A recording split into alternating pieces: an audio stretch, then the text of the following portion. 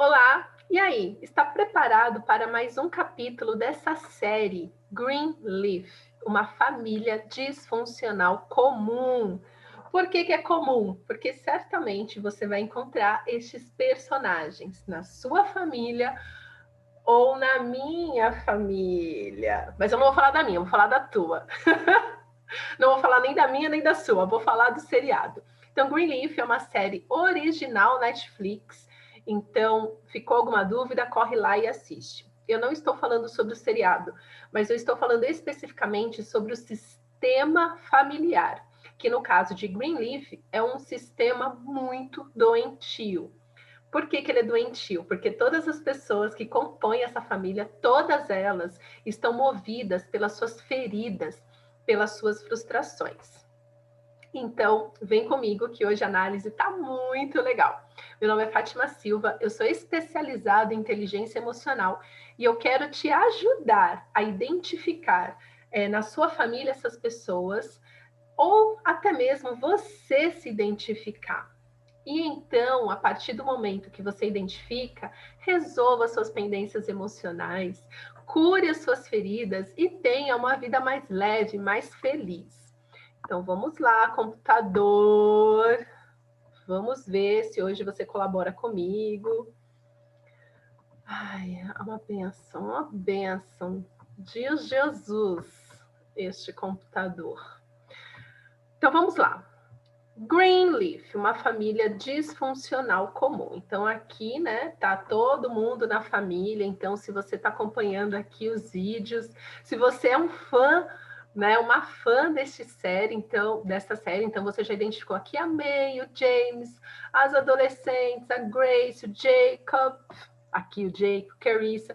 É muito legal já aqui perceber a linguagem corporal, né? Eu acho essa fotografia, né, quem trabalha com isso é muito sensacional, né? Então, que nem aqui o Jacob, ele está de costas para a esposa dele, a Carissa.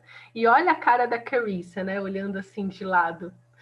Ai, aí bem no meio mesmo da trama tem a Grace e a May, que é tudo sobre elas, né? Toda a trama aí, na verdade, tudo é sobre a Grace, que o seriado começa com a Grace e termina com a Grace. Sim, temos spoilers.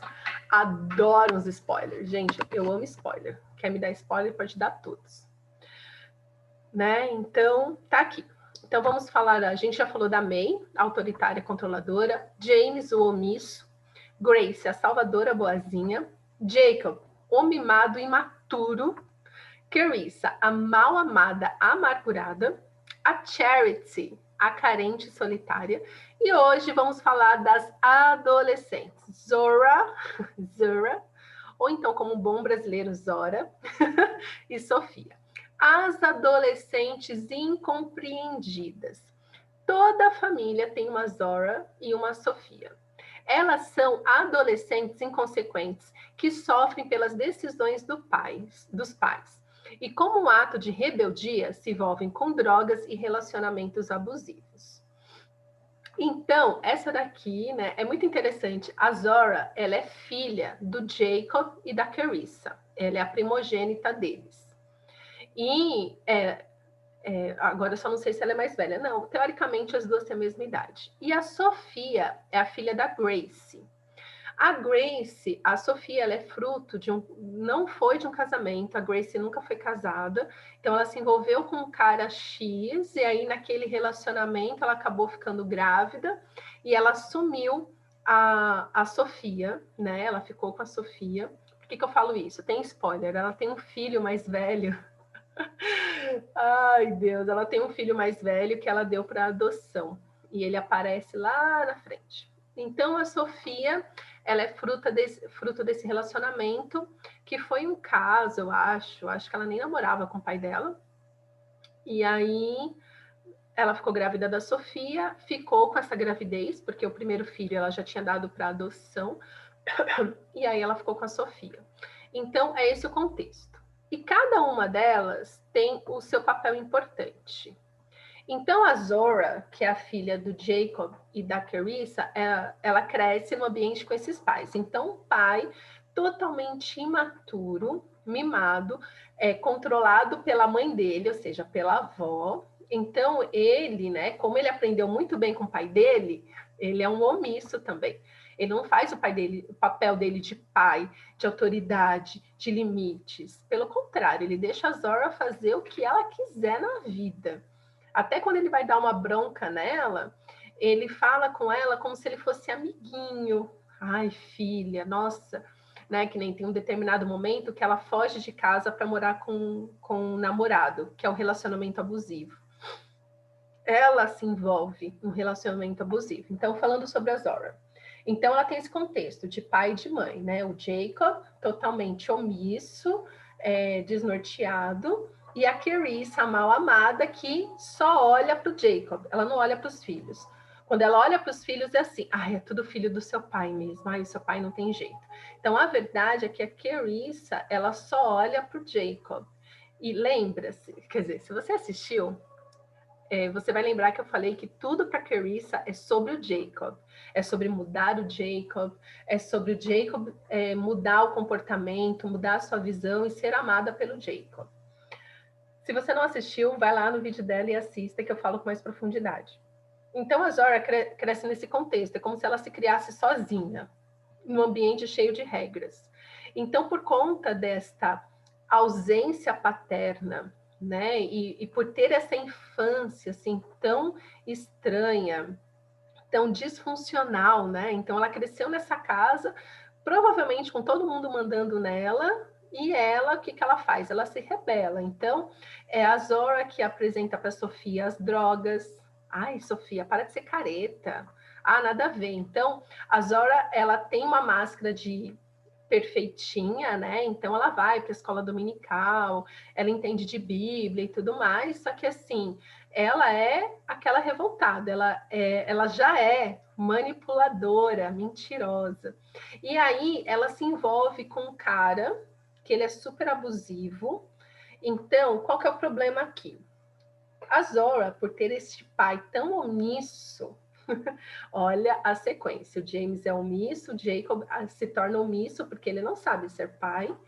E aí, a Zora cresce o quê? Sem limites, sem o senso. Ela não tem o senso de certo e errado. Então, ela se envolve num relacionamento abusivo, buscando esse limite que o pai não colocou para ela.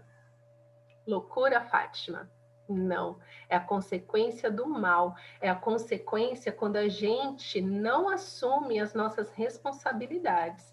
Então, pai, mãe, você tem responsabilidade sobre os seus filhos, de treiná-los para que eles sejam pessoas melhores. Então, como eu falei, o Jacob, ele, quando a Zora faz 18 anos, não trabalha. Ai, gente, ela não trabalha, ela mal é mais estuda, ela é bem rebelde, ela é a típica adolescente rebelde. Ela foge de casa, aí ele vira para Carissa, né? Carissa desesperada, falando: você tem que fazer alguma coisa. Ele olha e fala assim: ai, bem, ela já é maior de idade, deixa ela já é responsável. Não, meu amor, ela não é responsável porque você não ensinou para ela a ser responsável. Então, filhos aprendem com os pais sobre responsabilidade, sobre administrar dinheiro, sobre relacionamento amoroso. Então, a Zora, ela reflete muito bem o relacionamento que os pais tiveram. Então, assim, a Carissa, ela tá, assim, no relacionamento doentio com o Jacob. Então, a Zora, ela se envolve com um rapaz abusivo, espelhando esse casamento dos pais. Então, só para você entender um pouco de ciclo da autossabotagem, é justamente isso. Eu olho para um padrão, existe um padrão de comportamento na minha família, um comportamento doentio, então a tendência é que eu espelhe isso na minha vida, nos meus relacionamentos.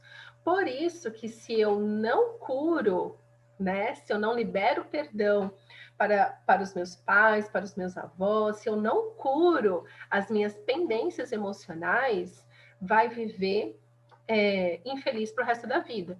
Que foi o que aconteceu com a Zora, quer dizer, não sei, porque o seriado não mostra o fim da vida dela, ela não morre. Mas entende? Olhando para os pais nesse relacionamento, ela entra num relacionamento também onde todo o mundo dela gira em torno do cara. E o cara bate nela, né? É o famoso bate-a-sopra. Ele grita com ela, ele bate nela, e na sequência já fica, não, meu amorzinho, foi sem querer, você que me tirou do sério, você sabe que você não pode falar assim comigo, que me irrita, mas você é minha princesa, eu amo você, e tal. Então, está debaixo de um relacionamento abusivo do pai e da mãe, e ela vai e se envolve com esse cara. Então, quando ela foge de casa para morar com ele, o pai simplesmente fala assim, ela já é maior de idade. Ô filha, você já sabe o que você quer. Pode ir. Não! É nessa hora que ele deveria falar, filha, você tem um pai que te protege. Você ainda não está preparada para o mundo. Vem aqui que eu vou te preparar para o mundo. Até agora eu não te preparei, mas agora eu vou te preparar para o mundo. Então, o Jacob, esse cara legalzão, esse amigão, não, pai. Ai, Fátima, eu não posso ser amigo do meu filho com limite. Seu filho precisa de pai, seu filho precisa de mãe. Porque amiguinho, amiguinha, ele vai ter por aí. Tem aos baldes, tem no atacado. Ele pode no atacado arranjar sem amigo. É atacado mesmo, né? Facebook tem lá 1.000, 2.000, 3.000 amigos. Então, amigos tem de sobra. Só que o seu filho só tem um pai e uma mãe. Então, o maior erro que vemos hoje em dia é pai querendo ser amigo, mãe querendo ser amiga. Então, eles abandonam um posto de hierarquia e vêm para o mesmo nível dos filhos. Qual que é o problema? Que todo filho precisa de uma mãe e de um pai. Então, quando eles olham para essa figura e não vê, eles perdem o senso de direção, senso de futuro, visão de futuro, metas, perdem a responsabilidade, se tornam pessoas mimadas, pessoas perdidas. E a Zora, ela é o resumo disso, né? Então, a Zora, ela precisaria muito forte de ter ali uma reconciliação com seus pais. Os pais deveriam parar de ser egoístas e começar a olhar mesmo, entrar no seu papel de pai e mãe. Né? O problema, a Clarice, ela ainda tenta, né, de falar, nossa, não, né, ela não está preparada para ir para a vida. Só que como o Jacob é esse homem imaturo, ele fica, não, imagina, amor, ela está assim, então, provavelmente tem uma Zora na sua família. Ou você foi uma Zora na sua adolescência, sem essa referência paterna, sem essa referência materna. Aí a Zora é a má influência da Sofia. A Sofia, ela tem um perfil assim, a Grace criou ela com muita responsabilidade, no sentido assim, né, de conversar muito com ela, de contar para ela as coisas, mas assim, olha, filha, você pode isso, você não pode aquilo. A Sofia, ela tem um perfil assim de mais obediência, de mais submissão à mãe, né? Tanto que tem um determinado momento no seriado que o pai dela vem, busca ela, leva ela para longe, ela fica um tempo fora e ela vai chutando as coisas, mas vai, porque adolescente faz isso, chuta, mas obedece. Por quê? Porque a Grace, nessa questão, ela se posicionou como autoridade sobre a filha. E conforme a filha vai crescendo, ela vai ensinando mais para a Sofia sobre responsabilidade. Mas mesmo assim, mediante a má influência da Zora, a Sofia acaba se drogando, né, tendo uns atos de rebeldia. Só que o interessante é que a Zora, ela é rebelde e ela é super feliz em ser rebelde. A Sofia não. A Sofia, quando ela é rebelde, ela é uma rebelde com culpa. De, eu não deveria estar fazendo isso. Eu não sei se eu deveria estar fazendo isso. Que menina. Então, a Sofia, ela é muito responsável, né? E aqui a gente vê o quê? Ela espelha o boazinha da mãe, que a Sofia ela é muito boazinha. A Grace, embora ela tenha feito tudo que ela fez, ela tem um senso de responsabilidade muito forte. E aí a Sofia aprende isso com a mãe, a ser responsável, a ter limites e tudo mais. Né? Então, isso mostra também que quando você ensina muito bem a criança, por mais que tenha uma má influência, ainda mais sendo prima, a pessoa, o adolescente, ele não se desvia. Ele até se desvia da conduta que aprendeu com os pais, mas ele sente culpa, então ele já volta, né? A Sofia faz isso, ela vai, mas ela volta. Ela tem esse senso de responsabilidade, de limites, que é muito legal.